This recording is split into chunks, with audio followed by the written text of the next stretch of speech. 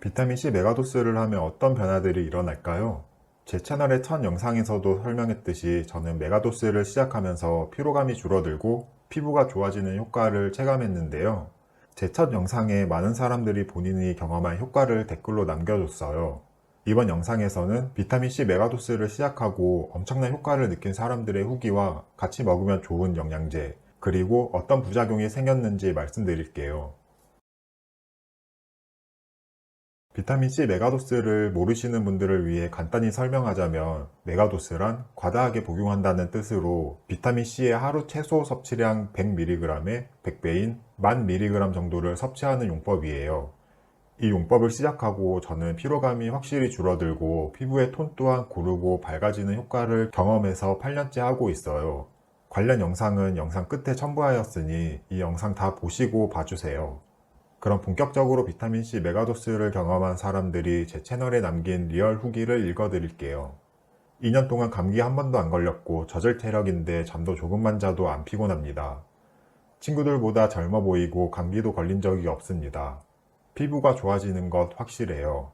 아토피, 습진, 말끔해짐, 얼굴 피부톤 업, 그리고 피곤함. 예전 같았으면 그 정도 스케줄이면 쓰러지는 각인데 지금은 그렇지 않음요. 감기, 몸살, 헤르페스, 피부병, 피로 효과 좋았어요. 4000ml 먹고 황금똥 보는데 아주 좋아요. 변비가 거의 없습니다. 입병도 확실히 안 납니다. 비염이 사라졌고 피로감이 상당히 사라졌고 피부가 뭔가 놀라워요. 우연히 시작했는데 정말 저에겐 필요했던 성분이었나봐요. 미쳤어요. 진짜 코로 숨 쉬는 게 멍하더라고요. 이렇게 실제로 비타민C 메가도스를 시작하고 효과를 본 댓글들이 많았고요. 그 중에서도 감기에 걸리지 않았다는 분들이 많았는데요. 비타민C 메가도스로 면역력이 크게 증가해서 감기에 걸리지 않았고, 그 외에 면역력이 올라가면서 비염, 아토피, 습진, 헤르페스, 피부병에도 도움이 있었다는 후기가 있었습니다. 그리고 비타민C의 항산화제 작용으로 피로감이 확실히 줄었다는 후기가 있었어요. 피로감의 원인으로는 산화 스트레스의 영향이 크게 작용하는데요. 이 산화 스트레스를 만드는 활성산소를 비타민C가 제거해줘서 만성 피로, 무기력감을 완화해준 걸로 보입니다. 비슷한 맥락으로 피부 또한 좋아졌다는 후기가 많았어요. 이건 저도 눈에 띄게 경험했었는데 피부톤이 올라가고 전체적으로 피부가 화사해 보였었는데요. 구독자분들도 피부가 눈에 띄게 좋아졌다는 후기와 트러블도 줄어들었다는 후기가 많았어요. 이렇게 크게 면역력 증가로 각종 질병이 안 걸린다, 피로감이 개선됐다, 피부가 좋아졌다 라는 후기가 많았고, 실제로 저뿐만 아니라 많은 분들이 이렇게 효과를 봤으니 어느 정도 신뢰성이 있다고 볼 수 있겠습니다. 비타민C와 같이 먹으면 좋은 영양제에 대한 후기도 많았어요.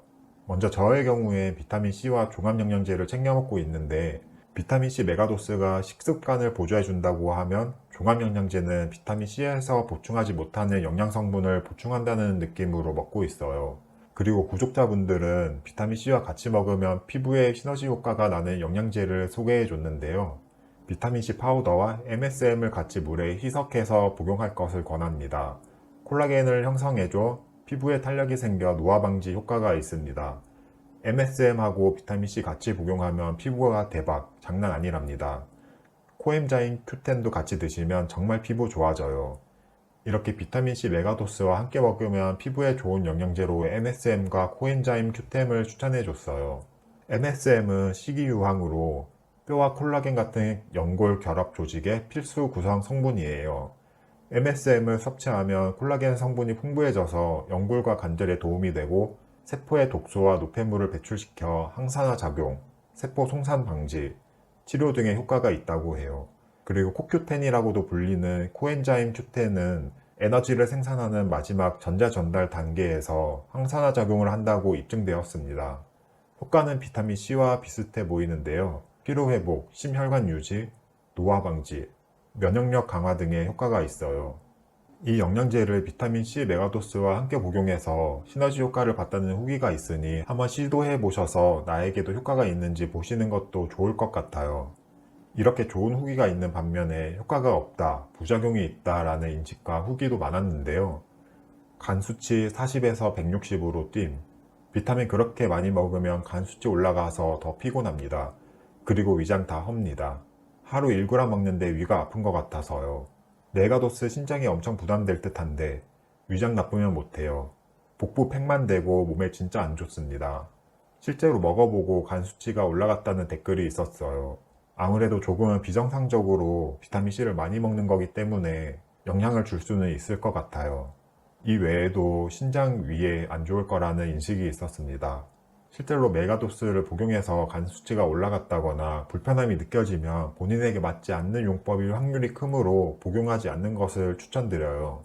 하지만 저의 경우 불편함이 없었고 정기적으로 받는 건강검진에서도 이상이 없었기에 계속 하고 있는 거고요. 소화기관에 오히려 안 좋을 것 같다라고 생각하시거나 실제로 먹어보고 불편함을 느끼신 분들은 안 드시는 걸 추천드립니다.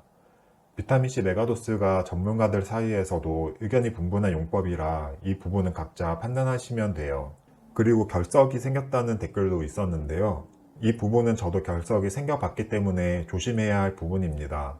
이전 영상에서 말했듯이 저는 여름철에 땀을 흘린 상태에서 메가도스를 하고 물을 충분히 먹지 않아서 생겼는데요. 그 이후로 일부러 물을 충분히 마셔서 결석이 생긴 적은 없었어요. 하지만 결석은 항상 조심해야 하는 건 확실한 것 같아요. 마지막으로 크게 효과가 없었다는 댓글이 있었습니다. 이 댓글의 공통점은 알약 형태로 먹었다는 댓글이었는데요. 2년 가까이 하루 6천 복용 중인데 아무 효과를 모르겠네요. 파우더 형태가 아닌 정제로 복용 중인데 파우더가 더 효과가 좋은 걸까요? 알보다 분말이 훨씬 효과가 좋았어요. 이러한 분들은 가루로 대체해 보시거나 효과가 있고 부작용은 없을 만한 그 경계점을 찾아서 드셔보시고 나에게 효과가 있는 양을 찾는 것도 좋을 듯 합니다. 오늘은 비타민C 메가도스에 대한 여러분들의 의견과 후기를 달아봤는데요. 복용 후 후기에서도 볼 수 있듯이 효과가 있는 건 분명해 보여요. 하지만 효과가 큰 만큼 부작용이 있었던 사람도 있으니 조심해야 할 용법이긴 해요. 개인적으로 추천드리는 방식은 본인에게 맞는 적정량을 찾아서 꾸준히 복용해보고 효과가 없으면 그만하고 효과가 있으면 계속하는 걸 추천드리고요. 정기적인 건강검진을 통해 몸에 이상이 생긴 것 같다 싶으면 나에게 맞지 않는 용법이니 그만하시고 결과가 전혀 이상이 없고 좋아졌다고 하면 계속하시는 것도 좋을 것 같아요. 물론 개인적인 생각이니 제 말이 맞는 것도 아니고 온전히 개인의 판단에 따라야겠죠. 그럼 오늘 영상은 여기서 마무리하고 도움이 되셨다면 구독과 좋아요 부탁드립니다.